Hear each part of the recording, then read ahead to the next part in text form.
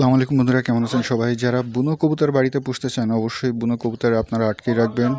যতদিন পর্যন্ত ডিম বাচ্চা না হয় ততদিন পর্যন্ত আপনারা আটকায় রাখবেন, কারণ ওরা বাচ্চা রেখে সাধারণত উড়ে যায় না। বাচ্চা যদি আপনার বাড়িতে বড় হয় সে কখনোই আপনার বাড়ি থেকে যাবে না। এই যে দেখেন কত সুন্দর বুনো কবুতর, দেখতে অসাধারণ লাগে। এই দেখেন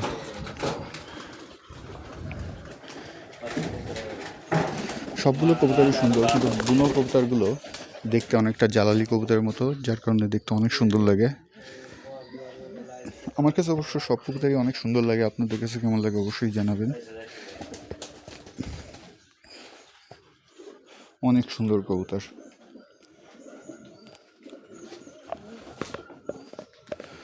ধন্যবাদ সবাইকে। ভিডিওটি ভালো লাগলে চ্যানেলটি সাবস্ক্রাইব করে সাথে থাকবেন।